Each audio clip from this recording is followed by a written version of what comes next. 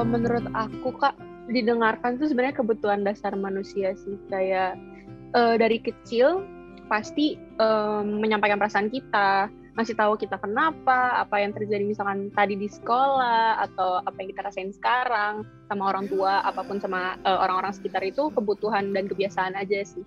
Tapi sebenarnya yang paling penting adalah ngebangun kebiasaan itu untuk ngedengerin orang lain juga. Jadi maksudnya jangan kebiasaan mulu kalau misalkan kita doang yang didengerin gitu. Kita juga harus bisa belajar untuk mengerti orang lain. Nah, kalau sosial media kan emang platform yang untuk bercerita tentang sehari-hari, tentang aspirasi, saran, apapun itu. Jadi kalau misalkan kenapa selalu ingin didengarkan, ya itu sih Kak, kebutuhan dasar manusia menurut aku. Ini menurut kamu tapi ada nggak sih hubungannya sama ego manusia gitu? Kayaknya aku sempat lihat di beberapa artikel kamu kayak ada ngomongin tentang ego juga, atau di lirik juga kalau nggak salah ada ego tentang ego gitu. Ada nggak sih menurut kamu hubungannya?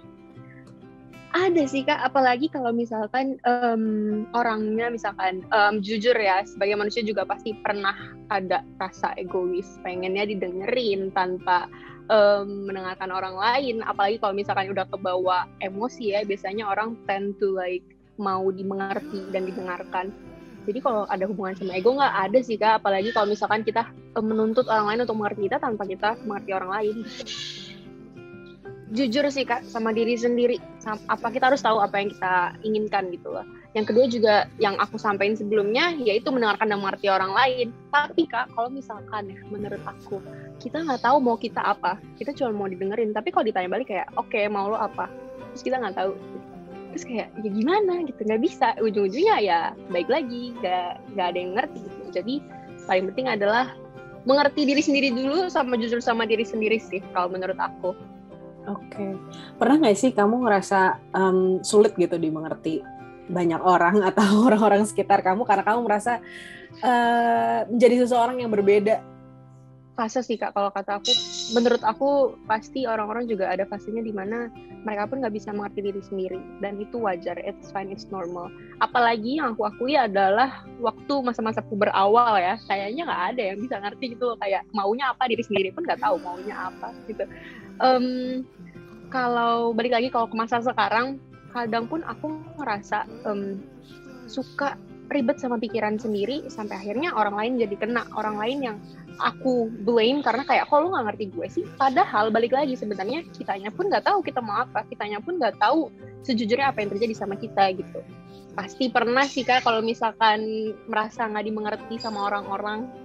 Yang aku rasain dulu pas aku awal-awal puber tuh ya, maksudnya kayak masih SMP, awal SMA lah, itu aku menyalahkan orang lain, dan itu salah sih sebenarnya, nggak boleh kayak gitu, karena kadang bukan kewajiban orang lain untuk mengerti kita gitu loh. Kadang sampai sekarang pun aku ngerasa masalah mengerti dan dimengerti itu masih menjadi masalah banyak orang, dan kadang pun kalau ditanya caranya gimana, ya nggak tahu, itu emang butuh waktu untuk mengetahui caranya gimana. Aku biasanya sih kalau sekarang nanya sih ke diri sendiri, butuh waktu sendiri, terus aku nanya kayak gue maunya apa sih, kayak apa sih yang gue harapin dari orang lain, apakah gue udah ngasih itu ke orang lain juga gitu sih. Jadi sekarang lebih kayak ke refleksi diri aja gitu. Senangnya dan alhamdulillahnya di keluargaku, kami semua mengusahakan untuk komunikasi itu nomor satu. Mau apapun itu, mau mengambil keputusan, simple kemarin aku waktu mau masuk kuliah, mau ngambil jurusan apa, aku komunikasiin ke mereka. Ayah pun kalau urusan kerjaan beliau, ayah pasti nanya balik ke kita kayak, is it okay for you guys? Ini gimana menurut kalian? Sama juga kalau misalkan karya-karyaku, aku habis bikin lagu, aku obrolin sama ayah sama ibu, kadang aku juga dengerin ke adik-adik gimana menurut kalian gitu. Nah kan ini ada 5 kepala ya, maksudnya di keluarga ini, dan pasti 5 pemikiran yang berbeda gitu. Kalau misalkan punya ruang untuk didengarkan pastinya, karena tadi balik lagi ke aku selalu apapun itu diobrolin gitu loh. Contohnya, ya tadi contohnya udah aku sebutin ya, aku jadi panjang lebar seperti ini, cuman kayak ya paling itu kayak masalah karya, masalah aku juga kalau misalkan ada masalah sama teman-teman, atau misalkan lagi perasaan yang lagi nggak enak, overthinking, pasti aku selalu baliknya ke keluarga, karena ya nomor satu rumah untuk kembali aku ya keluarga aku gitu. Kalau kalian berargumentasi tuh gimana sih? Yang pertama adalah punya mindset di mana it's fine to kayak punya pendapat yang berbeda, as long as kita tidak memaksakan pendapat kita ke orang lain, dan kita mencoba cari jalan tengahnya. Misalkan kalau misalkan aku juga sering Kak sejujurnya kayak berbeda pendapat sama ayah ibu. Tapi sebisa mungkin kami mengutarakannya dengan cara yang baik-baik. Kalau misalkan kayak maaf banget tapi kalau menurut aku lebih baik seperti ini kayak gitu. Jadi biar ya pasti ada lah ya Kak, misalkan debat-debat kecil dan itu menurut aku wajar karena pola komunikasi kan pasti nggak selamanya kayak baik-baik aja, pasti ada sedikit debat and it's fine. Itu yang membuat kita jadi lebih baik lagi ke depannya cara berkomunikasinya. Jadi ya itu kalau misalkan cara argumentasinya kayak maaf banget tapi kalau menurut aku lebih baik seperti ini gitu. Jadi baik-baik aja biar nggak ada berantem gitu. Aku juga sejujurnya ngerasa banget waktu itu sempat ada umur-umur di mana aku tuh jadi balik ke diri sendiri gitu loh, kayak ih kok gue kalau ngomong ini ya to the point banget. Aku tuh sempet orangnya vokal banget, aku nggak suka aku langsung bilang, terserah orang yang mau ngerasa kayak gimana. Sempet ada umurnya kayak gitu dan aku malah ngerasa impactnya nggak baik ke aku. Akunya pun jadi banyak pikiran, jadi nggak enak di akunya gitu loh. Dari situ aku cerita ke ibu ke ayah kayak kenapa ya aku ngerasa kayak gini. Ibu ayah juga ngasih tau kayak mungkin cara komunikasi kamu kurang baik, coba diperbaiki dari situ. Dan aku rasa dari aku vokal banget itu sampai aku mulai memperbaiki diri sampai sekarang aku ngerasa bedanya banget sih. Kayak malah dulu aku selalu merasa orang-orang tuh nggak ada yang ngerti aku, ternyata karena cara komunikasi aku itu yang kurang tepat gitu. Jadi sekarang lebih kayak oh gitu ya, dulu gue pantesan gue rasa nggak ada yang ngerti gue, orang gue ngomongnya nggak enakin gitu. Saudara-saudara ya plus Kak, saudara-saudara aku tuh masih kecil ya, jadi kayak masih SD gitu. Kadang ya aku lebih merasa kayak ya udahlah masih kecil, kayak mau gimana. Aku juga jarang berantemin mereka kecuali sama yang nomor 3 ini lumayan lah, karena mereka udah karena dia kan udah mulai gede kan, jadi udah mulai bisa jawab. Tapi kadang aku kayak ya udahlah, yang lebih dewasa ya udahlah, kayak daripada berantemin juga buat apakah, nggak ada ujungnya, anak SD gitu kan. Dari situ aku belajar mengerti orang-orang juga dari adik-adik aku sih. Kadang kayak ada sesuatu hal di mana kayak nggak semua hal harus didebatin gitu. Kadang kayak ya udah we agree to disagree aja gitu. Ya. Nah, lagu yang utuh ini kan kalau nggak salah dibuatnya juga sama papa, sama ayah ya. Seperti apa sih proses kalian itu berdiskusi untuk akhirnya membuat lagu ini? Jadi kalau misalkan liriknya itu kan dibuat sama ayah dan Om Aryo Bayu, sama Om Aryo Bayu 12 tahun yang lalu kan. Jadi kalau masalah lirik udah jadi kalau misalkan saran gitu tentang lirik aku nggak ada. Aku cuman paling kalau saling mengisi opini itu pas bagian musik, karena kebetulan arah musik ayah dan aku tuh agak berbeda banget gitu. Ayah tuh lebih yang kayak rock gitu-gitu, kalau aku kan lebih suka pop, folk gitu-gitu. Jadi waktu itu kita lebih kayak ke ayah nanya sih kayak kamu maunya kayak gimana, karena at the end of the day ini bakal jadi lagu aku yang bawain. Kamu maunya gimana, kamu nyamannya kayak gimana. Ayah dan ibu itu kebetulan orangnya sangat suportif dan mereka support apapun pilihan aku, as long as itu nggak merugikan orang lain dan aku fokus menjalani itu, mereka bakal support.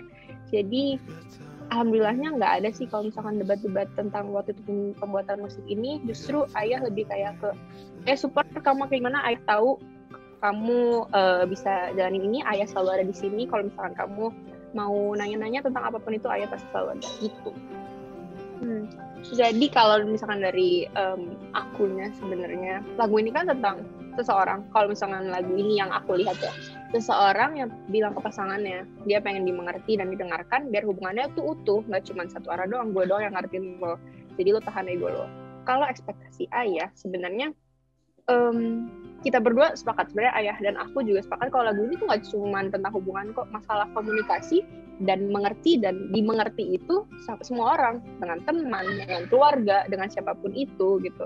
Jadi ayah balikin ke aku kayak ya karena ini lagu kamu melihat lagu ini tuh seperti gimana gitu, kamu lihat lagu ini tuh untuk apa gitu. Jadi ayah nggak pernah sih yang kayak ini ya lagunya tuh tentang ini, enggak. Jadi dia balik ke akunya, terserah aku cara melihat aku ke lagu ini tuh kayak gimana gitu.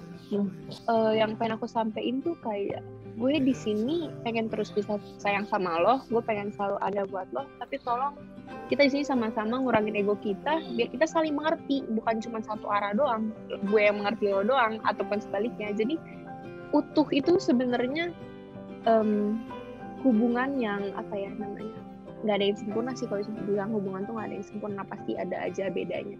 Cuman utuh. Jadi tuh karena saling mengerti, hubungannya itu jadi lengkap, jadi utuh gitu sebenarnya. Kalau misalkan aku menempatkan diri aku ngeliatnya waktu itu kayak gue pernah ngerasa kayak gini waktu pasti masalah pertemanan tuh pasti pernah kan kayak beda pendapat, terus misalkan kayak berantem kecil pasti pernah. Dan aku rasa dulu aku mengalami hal-hal kayak gini tuh karena ya kita saling berdua egois, dua-duanya nggak mau dengerin. Kalau misalkan berantem ya udah berantem aja, nggak diselesain, ya udah gue musuhan sama lo. Padahal bisa kok diperbaiki dengan cara kita saling mendengarkan dan kita saling mengerti. Kalau misalkan lo maunya kayak gitu, gue maunya kayak gini, kita cari jalan tengahnya, kita turunin ego kita gitu. Ketika aku bisa menyampaikan perasaanku kepada orang-orang yang aku sayangi, baik secara langsung maupun lewat karya aku sih, itu aku merasa utuh. Karena